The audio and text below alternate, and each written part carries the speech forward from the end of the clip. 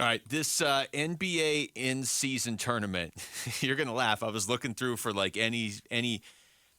I just want to know why they're doing it.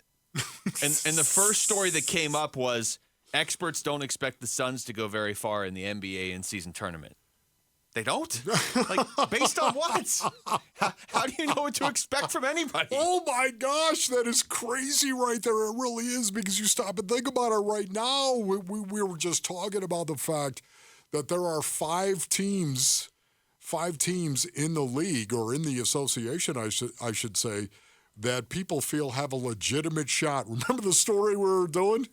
People have a legitimate, they felt like there were five teams that had a legitimate shot of winning an NBA championship, and the Suns were number 5 in that thing.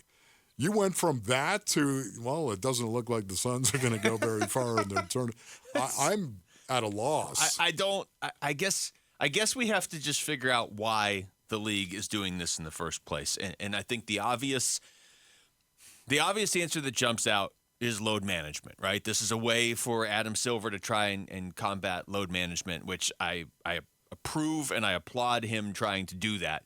I just don't know that it's going to make a difference in that regard. But the Suns schedule for this came out, and they're going to play the Lakers November 10th. They're going to play the Jazz November 17th. They're going to play the Blazers November 21st. They're going to play the Grizzlies November 24th. That's the schedule. That's it. Yeah. And those games are counting. This is what I was saying earlier. They have double meaning, because if the Suns beat the Lakers on November 10th, it helps them in the in-season tournament. It also obviously helps them just in the regular season standings, too. That game counts twice. Yeah. But you say it helps them in the in-season tournament. Yeah, but I don't know what that means.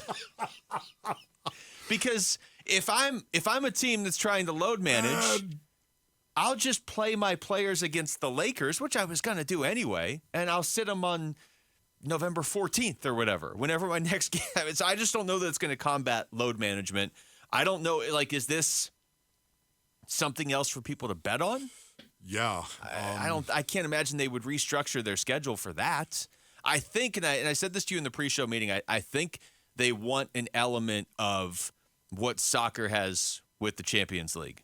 But the difference is, Champions League soccer, you're playing against other leagues around the world. You know what I mean? That's actually a bigger deal, and it's been going on for years and years. Yes, it's during the season, so it's kind of weird with the schedule.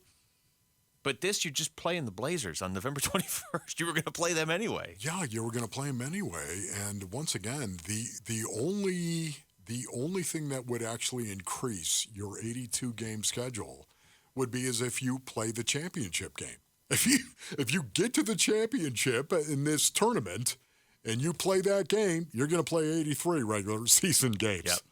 Which what? Probably means you're going to sit one of the other regular season games to make up for it. So I guess what I'm trying to figure out right now, I mean, if it had any bearing whatsoever on the postseason, now all of a sudden you got my attention. Yeah. Right? Yeah. But my understanding is it doesn't. No, it doesn't. And if you get to the championship game, all the players on the winning team make an extra $500,000. So I can see certainly whenever, the championship game is December 9th. That game in Vegas, whoever it is, I'm guessing that'll be a pretty hotly contested game. Because you get an extra $500,000 per player if you win. But all the other ones leading up to it are just kind of, I was going to play this game anyway, and oh, look, somebody's keeping track of it like it's a tournament, too. Yeah, it's just so weird right there, because you're keeping track of it, and yet it's not consecutively. It's not like you're in a tournament. It's just over the course of this season. You're keeping track of it, and you're emphasizing one game. I'm wondering how that might actually work in the NFL. If that was, what are you doing? You're going to emphasize this game for what reason? You want to do it? You know what I mean? This is what we'll do, Wolf. We'll just take all the games in the NFL in October and declare a winner of October. You and I can just do it. They don't have to change the schedule. We'll just be like, okay, so-and-so was 2-2 in October, but this team was 3-1 in October. Yeah, okay. We'll just declare our own in-season champion in football. Okay, and somebody's going to get off to a 4-0 start. You know that. No. Somebody's going to get off to a 4-0. Well, okay, yeah, that's right. I keep thinking about, okay, so, somebody's going to get off to an 8-0 start. No. No, I was gonna say, nobody's getting who's off going to it. 8-0 Even this the year? Kansas City Chiefs aren't getting off Nah, to they an always 8-0, throw so one weird they game do. away. No doubt about It's it. always when I especially- take them in the survivor pool, too, and they lose to, like, the Colts because they can't make a field goal. Yeah, I'm really kind of confused right here. It can't be because of load management, and nothing is going to fix load management. Nothing's going to fix that except an agreement between the NBA and the NBA-PA. Let me ask you this, okay? Because I'm open to this. I'm not trying to shoot it down. I like that the NBA is progressive enough to try new things, and there's nothing bad coming from it. I just don't know that it's going to make a huge mark. So let me ask you this, and I'll ask this to Phoenix Suns fans out there driving around right now too. If the Suns win the in-season tournament, how are you going to feel? Are you going to have a parade? I get you would rather win it than not win it, but is that going to be that big of a deal to you if on December 9th the Phoenix Suns win the NBA, the first ever in-season tournament? How are you going to react around here? Because I would imagine nobody's going to really care, right? especially with Suns fans Especially who just what want the has title happened. at this point. Yes, no doubt about it. Didn't they kind of win the regular season in-season tournament 2 years ago when they won Yes. 64 games? Yes, they did. And how did that turn out? Not great, of course.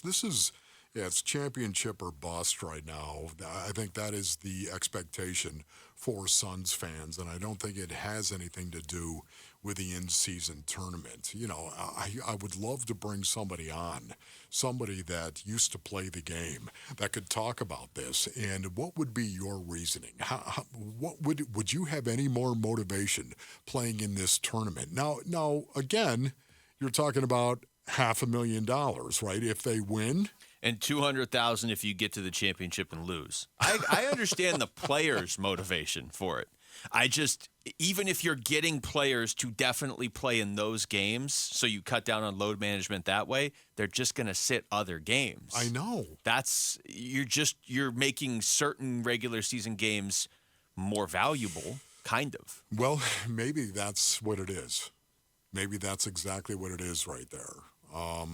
Maybe it's a situation where you're trying to highlight some of those games to make sure coaches don't sit a guy that might be, because sometimes teams aren't playing well. Let's just take the Portland Trailblazers as an example. Sometimes they're not playing well, and sometimes you want to go ahead and sit maybe a guy in that situation because they're not playing well at a particular point of any season, I guess. I'm trying to make up reasons as to why and I'm they're trying to doing follow it. you. And it just doesn't make a lot of sense either way. I think when the Suns play the Blazers on November 21st in the in-season tournament, I'm guessing all the stars that are healthy are going to play in that game. But the second part of that is if they were trying to load manage and they had to play them on November 21st, they're just not going to play them on November 28th when it's just a normal regular season game. So, again, like I said, I appreciate what they're trying to do if they're trying to eliminate load management. I just don't know that this is it's just going to kind of condense all the games that the big names are playing into specific games. You're still going to have the problem at the end of the year where all of your players are playing 65 games tops, it feels like, except Mikal Bridges, who's going to somehow find a way to play 83 again this year.